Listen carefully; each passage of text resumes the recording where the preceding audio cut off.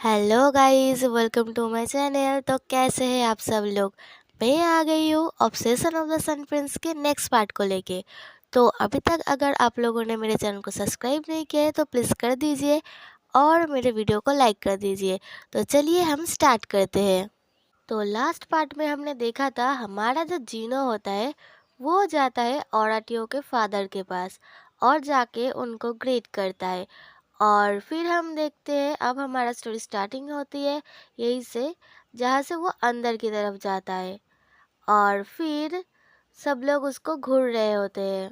और हम देखते हैं सामने सिंहासन में बैठा हुआ होता है हमारा जो औराटियों के फादर होते हैं वो।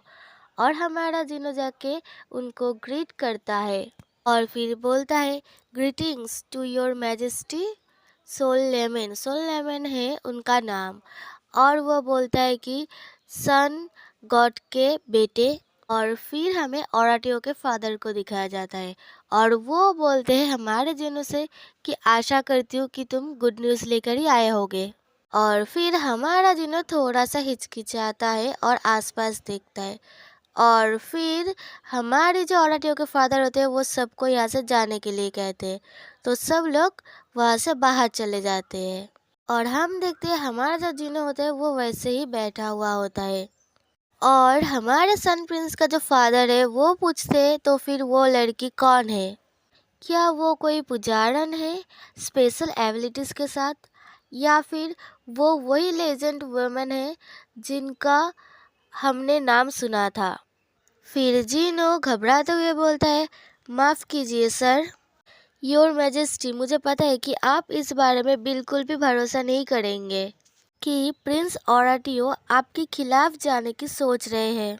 और फिर औराटियो के फादर बोलते हैं कि मेरा बेटा औराटियो अभी भी मेरे लिए वैल्यूएबल है और उसको मार देना बिल्कुल भी ठीक नहीं होगा।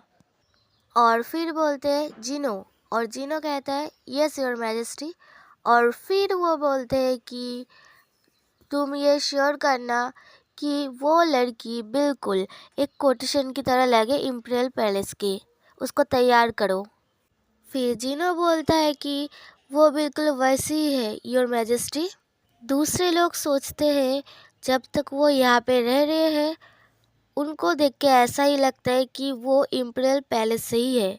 और फिर औराटियो के फादर बोलते हैं कि हम उस लड़की को मार देंगे जब औराटियो उसके अंदर से इंटरेस्ट ख़त्म हो जाएगा।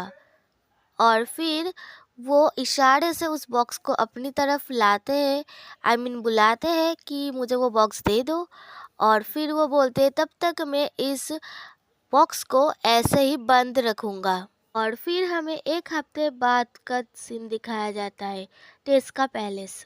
और फिर हम देखते हैं जो निको होती है वो बहुत ही ज़्यादा रोती है और वो बोलती है आप फाइनली जग गए लेडी रेडियाना, मैं बहुत ही ज़्यादा वरीड थी आपके लिए, आप पूरे एक हफ्ते तक सो रही थी।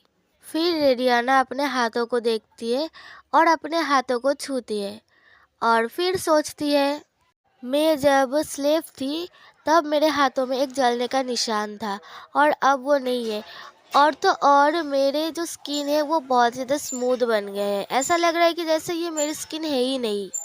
योर हाइनेस ने कहा था मुझे एक चूज़ करने के लिए कुछ भी, पर मैं तो कुछ चूज़ कर ही नहीं सकती, मेरे पास कोई राइट ही नहीं है कोई चीज़ चूज़ करने की। आखिर वो मुझे ज़िंदा क्यों रखना चाहते हैं, वो मेरे ऊपर दया क्यों दिखा रहे हैं। और उसके बाद वो निको से कहते हैं निको, और निको बोलती है यस लेडी रेडियाना। और फिर रेडियाना कहती है कि मैं थोड़ी सी भूखी हूँ, क्या तुम मुझे खाने के लिए कुछ दे सकती हो। तो निको बहुत ही ज़्यादा खुश हो जाती है और बोलती है ऑफ कोर्स, मैं अभी आपके लिए कुछ खाने के लिए लाती हूँ। और फिर सोचती है कि ये बस एक किस ही था, पर फिर भी मुझे ऐसा फील हो रहा है जैसे कि मेरे हेल्थ एकदम ठीक है, एकदम बढ़िया हो गई हूँ मैं। फिर रेडियाना निको से कहती है तुम्हें पता है निको, मैं कोई प्रियस्टेस नहीं हूँ, मैं एक स्लेव थी यहाँ पे आने से पहले। एक सील था मेरे हाथ में, वो प्रूफ था कि मैं एक स्लेव हूँ और मैं उनसे ही बिलोंग करती हूँ, मैं निचले दर्जे की हूँ। पर ये सिर्फ एक किस के साथ ही वैनिश हो गया, मुझे बहुत अच्छा फील हो रहा है। और फिर निको कहती है कि प्लीज़ ऐसा मत बोलिए लेडी रेडियाना, आपकी लाइफ बहुत ही अच्छी है, बिल्कुल भी ट्रांस स्टोरी नहीं है और यहाँ पे सब लोग आपके सामने झुकते हैं, तो आपका जो पास्ट है वो मीनिंगलेस है यहाँ पे, तो प्लीज़ ऐसा मत बोलिए। और चाहे कुछ भी सोचे लोग, पर हमारे जो प्रिंस है औरतियों, उन्होंने आपको उनके वुमेन के तौर पे चुना है। आप सबसे पहली लेडी है जिसको मैंने सर्व किया है, इसलिए आप मेरे लिए बहुत ही ज़्यादा स्पेशल है माय लेडी।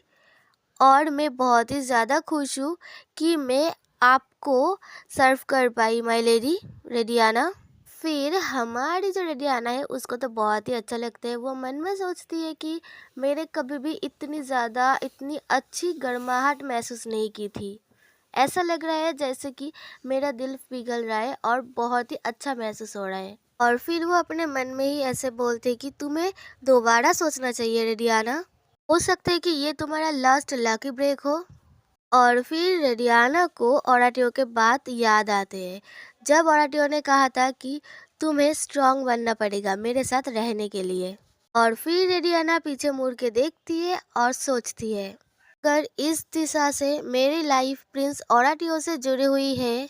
और फिर वो थोड़ी सी स्माइल करती है, मतलब उसके दिमाग में कुछ तो चल रहा है गाइस। और वो पेपरोस के पास जाते हैं और निको से कहती है, निको क्या तुम मुझे एक नाइफ और एक बैट दे सकती हो? तो फिर मैं वही करूँगी जो मुझे दिया गया है और उसे मैं बहुत ही अच्छी तरीके से करूँगी। सो बाय बाय गाइस, मिलते हैं नेक्स्ट पार्ट में। तो प्लीज़ आप लोग मेरे चैनल को सब्सक्राइब कर लीजिए और मेरे वीडियो को लाइक कर दीजिए और कमेंट में भी बताइए कि आपको ये वाला पार्ट कैसा लगा। तो बाय बाय।